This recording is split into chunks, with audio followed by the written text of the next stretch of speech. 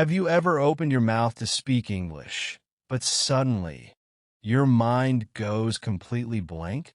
You know the words, you understand the language, but when it's time to talk, everything just disappears.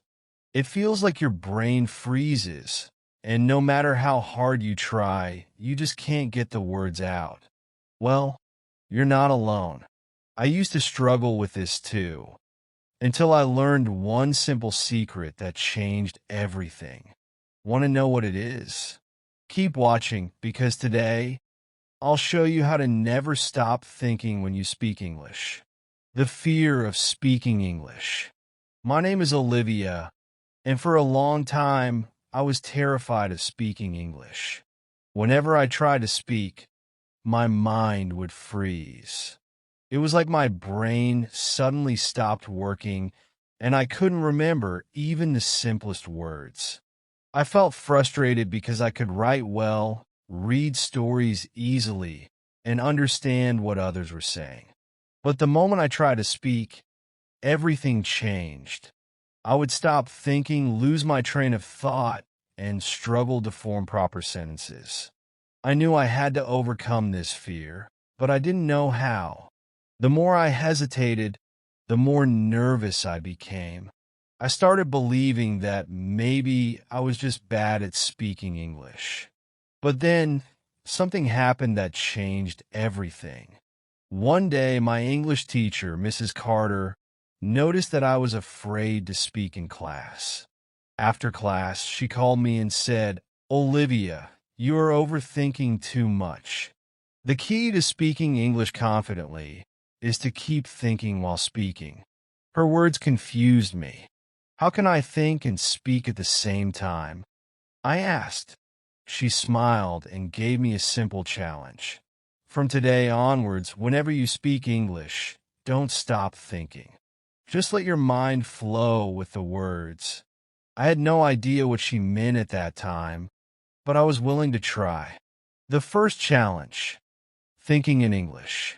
At first, it was really hard. My natural instinct was to think in my native language and then translate everything into English before speaking. This made me slow and hesitant. By the time I found the right words, the conversation had already moved on. Mrs. Carter gave me some exercises to train my brain to think in English directly. 1. Describe everything I see in English. For example, if I was walking home, I would say in my mind, the sky is blue. The birds are flying. The road is busy. 2. Ask myself questions and answer them aloud. I would think, what am I doing now? And answer, I am walking home. 3. Narrate my daily activities. When brushing my teeth, I would think I am brushing my teeth. The toothpaste is minty. At first it felt strange, but soon my brain started adjusting. I no longer had to translate everything from my native language. I was beginning to think in English naturally, overcoming the habit of translating. The biggest challenge I faced was translating from my native language. It was like my brain had a slow internet connection. By the time I translated one sentence, the conversation had already changed. Mrs. Carter told me, when you stop translating, you will start thinking like an English speaker. To help me, she gave me a simple rule. Use short and simple sentences instead of complicated ones. For example, instead of saying, "I must complete my homework before dinner," I practice saying, "I will do my homework before dinner." Instead of, "It is important to be punctual," I said, "I should be on time." I also started watching English movies without subtitles. At first, I barely understood anything, but over time, I started guessing the meanings of words from the way people spoke and the expressions they used.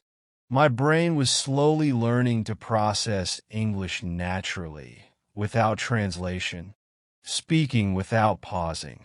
Another major problem I had was pausing too much. Whenever I couldn't find the right word, I would stop speaking completely. This made my conversations awkward and uncomfortable. Mrs. Carter gave me some golden advice. Don't stop. Use simple words or explain your thoughts in a different way. Keep speaking. She taught me some filler phrases to use when I needed time to think. Let me think. What I mean is, it's kind of like these small phrases help me keep my speech flowing. Even if I forgot a word, I could explain my idea differently. People still understood me, and I didn't feel embarrassed anymore. Real-life practice, talking to strangers.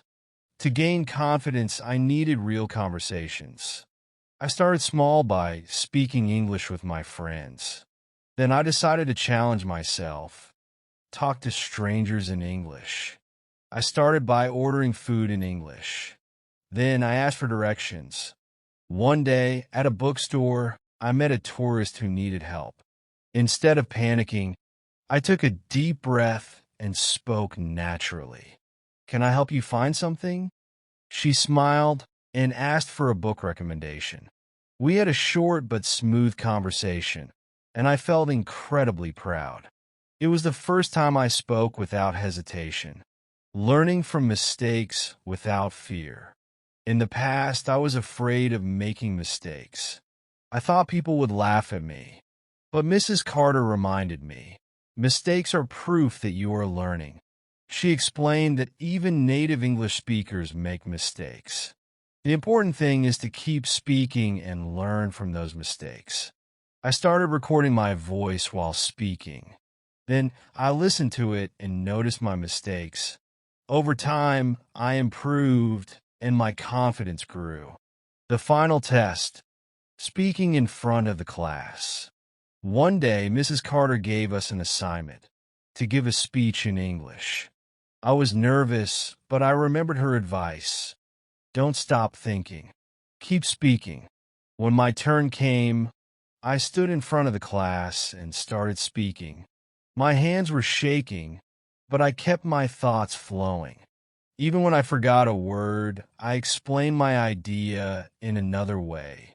When I finished, the entire class clapped. I had finally spoken English fluently without stopping my thoughts. Keep thinking, keep speaking. After going through this journey of learning to speak English with confidence, I realized something very important. Never stop thinking when speaking English. In the beginning, I was afraid, hesitant, and unsure of myself. But as I practiced more, speaking became easier and more natural. At first, I used to pause too much, searching for the right words. I used to feel embarrassed when I made mistakes. But then I understood that the only way to improve is to keep going, no matter what. My English teacher, Mrs. Carter, always told me, it's not about speaking perfectly. It's about speaking continuously. And she was right. The more I practiced, the more fluent I became. Now, I want to encourage you to do the same. If you ever feel nervous about speaking English, remember these 4 simple steps. 1. Think in English, not your native language. One of the biggest mistakes English learners make is translating sentences in their head before speaking. This slows down the conversation and makes it harder to express thoughts naturally. Instead of thinking in your native language and then translating, train your brain to think directly in English. For example, instead of thinking, "I am feeling hungry," how do I say that in English? You should immediately think in English. "I am hungry." To practice, try these exercises. Describe what you see in English. The sky is blue. The dog is running. Narrate your daily activities. I am brushing my teeth. I am going to school. Talk to yourself in English. What should I eat today? Maybe some bread and eggs. The more you think in English, the faster your brain will get used to it. Soon, Words will come to you naturally. 2. Keep speaking, even if you make mistakes. Many people stop speaking because they fear making mistakes. But here's the truth. Everyone makes mistakes, even native speakers. The important thing is to keep going. Imagine you are in the middle of a conversation and you forget a word. Instead of stopping, try to describe the word using simpler words. For example, I forgot the word for umbrella. I can't speak. Oh, it's something we use when it rains. It keeps us dry. Mistakes are not a failure. They're a sign that you are learning. The more you speak, the better you will become. 3. Use simple words and explain ideas in different ways. A common mistake learners make is trying to use difficult words to sound fluent. But fluency is not about using big words. It's about communicating clearly. Instead of saying, I have a significant amount of work to complete before the deadline, say, I have a lot of work to do before the deadline. If you don't know a word, use another way to explain it.